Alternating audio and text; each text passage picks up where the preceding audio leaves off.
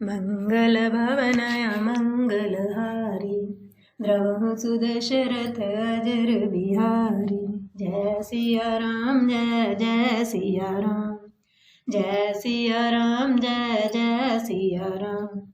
हे सखा, ऐसा समझ मोह को त्याग कर श्री सीता राम जी के चरणों में प्रेम करो। इस प्रकार श्री रामचंद्र जी के गुण कहते कहते सवेरा हो गया। तब जगत का मंगल करने वाले और उसे सुख देने वाले श्री राम जी जागे। शौच के सब कार्य करके नित्य पवित्र और सुजान श्री रामचंद्र जी ने स्नान किया।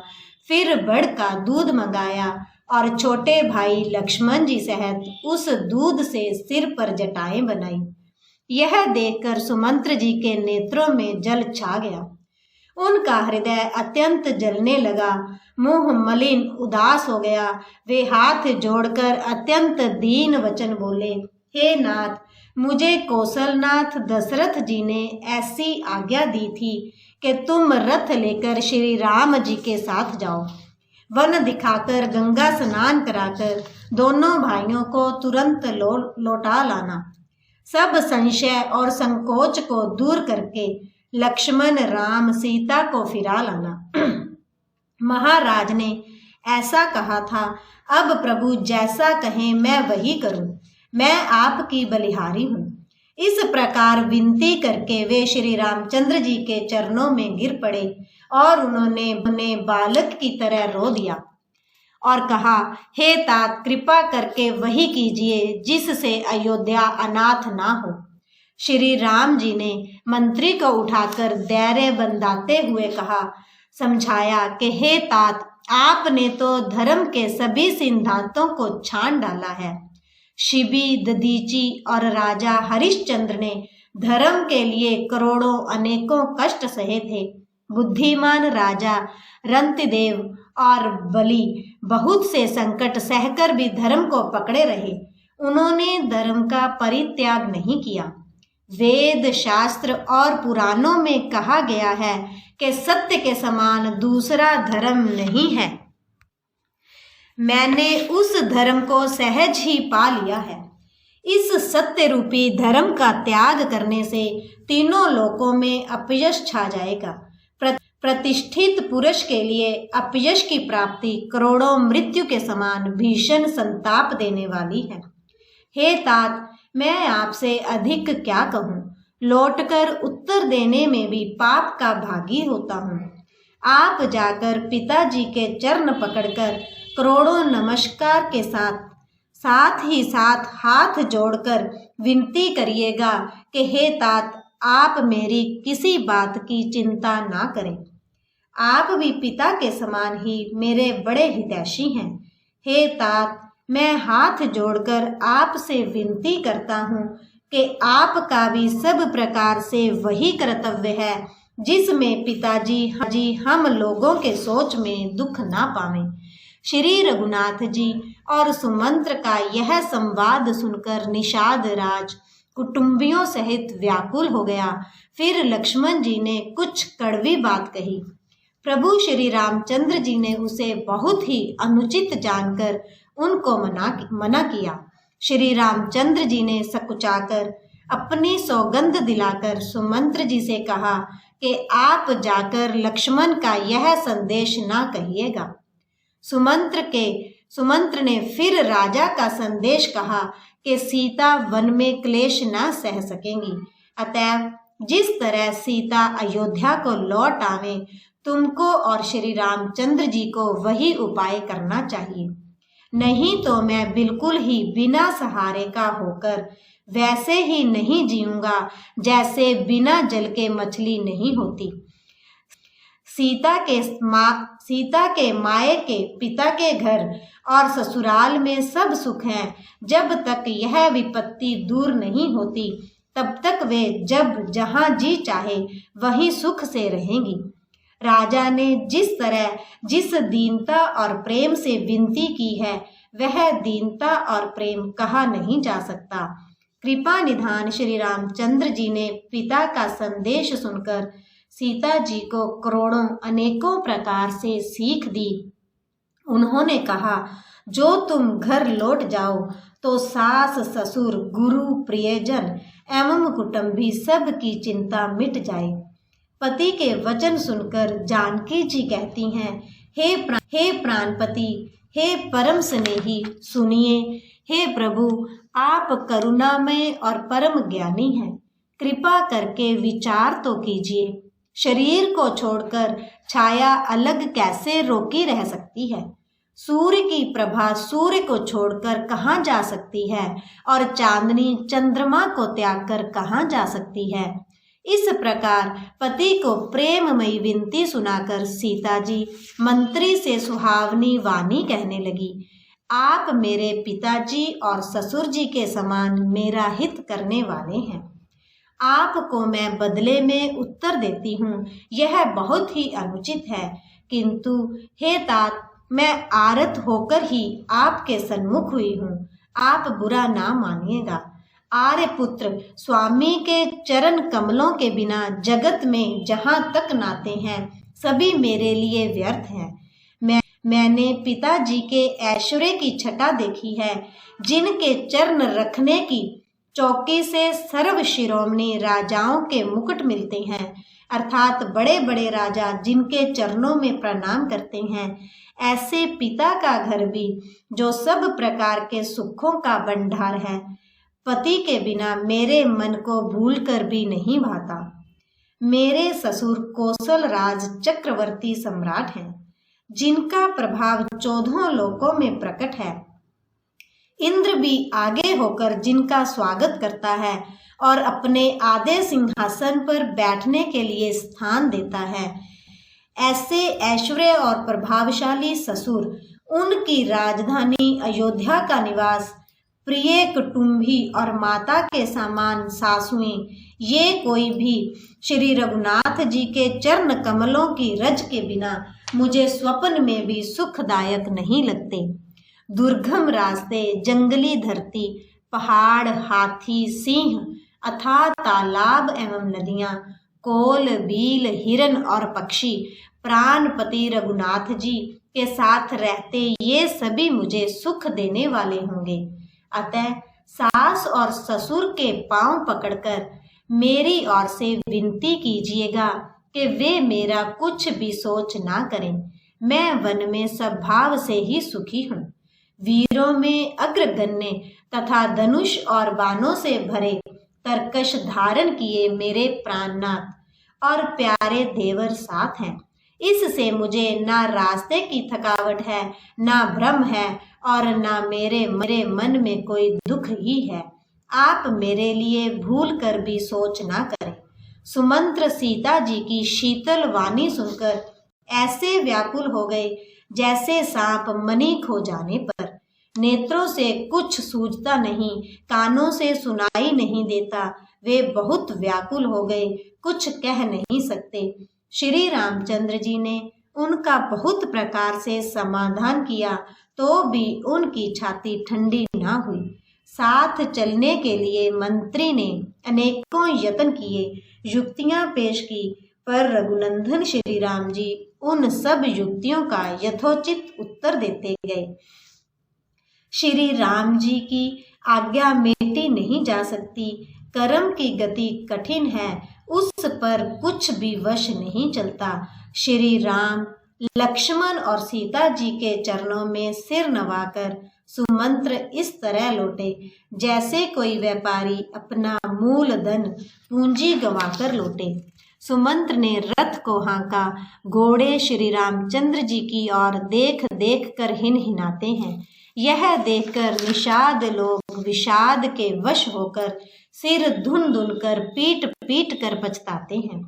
जिनके वियोग में पशु इस प्रकार व्याकुल हैं, उनके वियोग में प्रजा, माता और पिता कैसे जीते रहेंगे।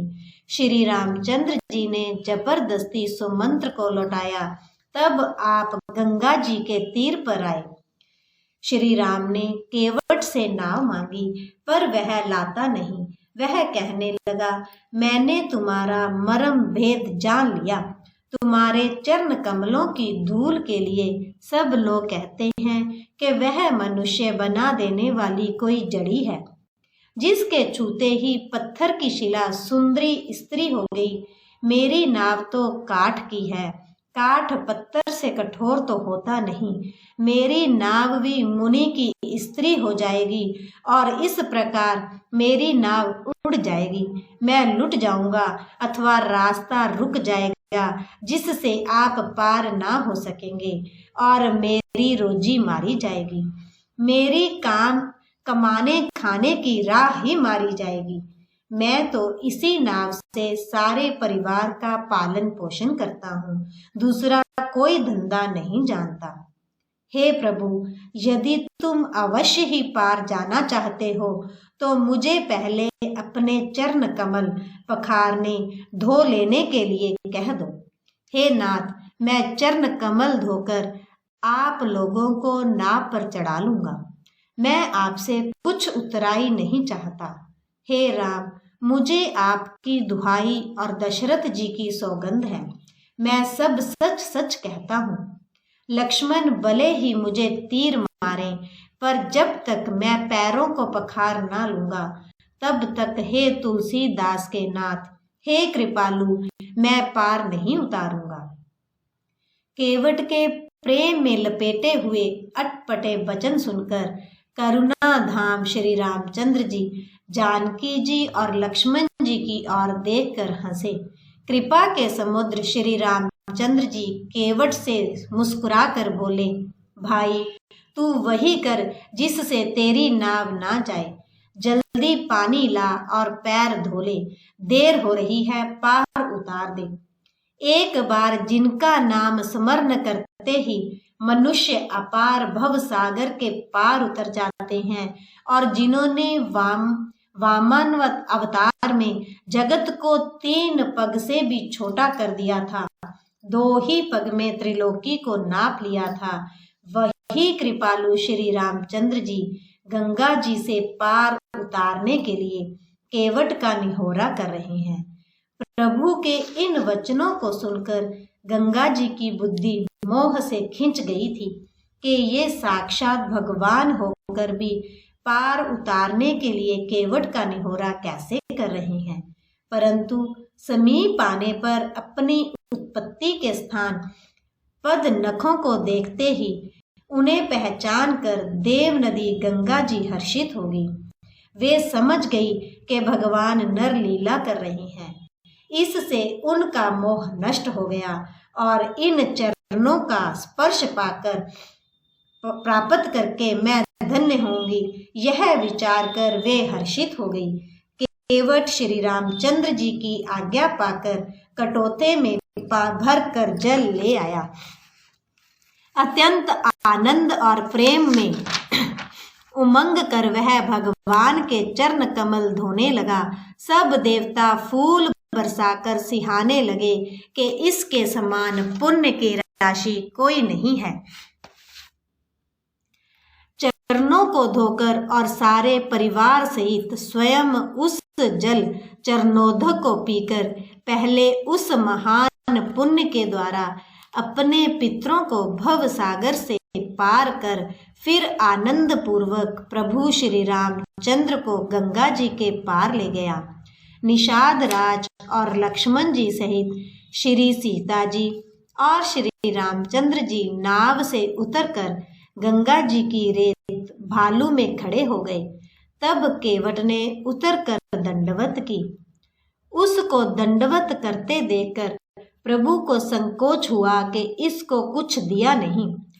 पति के हृदय की जानने वाली सीता जी ने आनंद भरे मन से अपनी रतन जटित अंगूठी उंगली से उतारी। कृपालु श्री रामचंद्र जी ने केवट से कहा, नाव की उतराई लो। केवट ने व्याकुल होकर चरण पकड़ लिए। उसने कहा, हे नाथ, आज मैंने क्या नहीं पाया।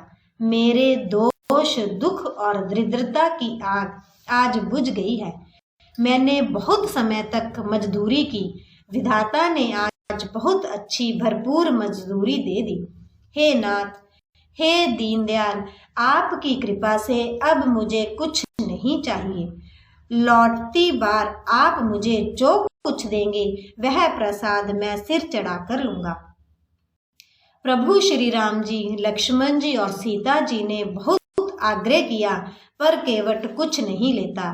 तब करुणा के धाम भगवान श्री रामचंद्र जी ने निर्मल भक्ति का वरदान देकर उसे विदा किया। फिर रघुकुल के स्वामी श्री रामचंद्र जी ने स्नान करके पार्थिव पूजा की और शिव जी को सिर नवाया। सीता जी ने हाथ जोड़कर गंगा जी से कहा, हे माता, मेरा मनोरथ पूरा कीजिएगा, जिससे मैं पति और देवर के साथ कुशल पूर्वक लौट आकर तुम्हारी पूजा करूं।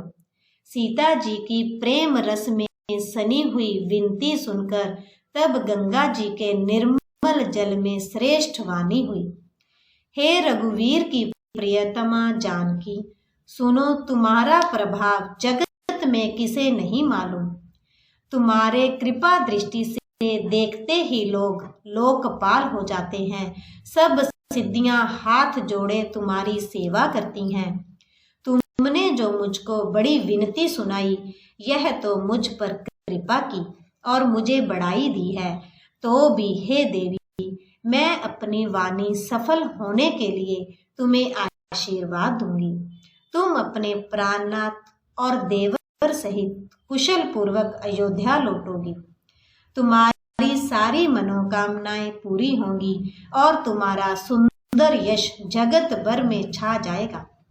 मंगल के मूल गंगा जी के वचन सुनकर और देव नदी को अनुकूल देखकर सीता जी आनंदित हुई। तब प्रभु श्री रामचंद्र जी ने निषाद राज गुह से कहा कि भैया, अब तुम घर जाओ। यह सुनते ही उसका मुंह सूख गया और हृदय में दाह उत्पन्न हो गया। गु हाथ जोड़कर दीन वचन बोला, हे रघुकुल शिरोमणि, मेरी विनती सुनिए। मैं नाथ आपके साथ रहकर रास्ता दिखाकर कुछ दिन चरणों की सेवा करके, हे रघुराज, जिस वन में आप जाकर रहेंगे वहां मैं सुंदर पर्णकुटी पत्तों की कुटिया बना दूंगा। तब मुझे आप जैसी आज्ञा देंगे, मुझे रघुवीर आपकी दुहाई है, मैं वैसा ही करूंगा। उसके स्वाभाविक प्रेम को देखकर श्री रामचंद्र जी ने उसको साथ ले लिया। इससे गुह के हृदय में बड़ा आनंद हुआ। फिर निषाद राज ने अपनी जाति के लोगों को बुला लिया और उनका संतोष करा के तब उनको विदा किया। तब प्रभु श्री रघुनाथ जी गणेश जी और शिव जी का स्मरण करके तथा गंगा जी को मस्तक नवाकर सखा निषाद राज, छोटे भाई लक्ष्मण जी और सीता जी सहित वन को चले। मेरे प्रभु राम जय जय राम, मेरे मन बस जाओ सीताराम। मंगल भवन अमंगल हारी, द्रवहु सुदशरथ अजर बिहारी। जय सिया राम जय जय सिया राम, जय सिया राम जय जय सिया राम।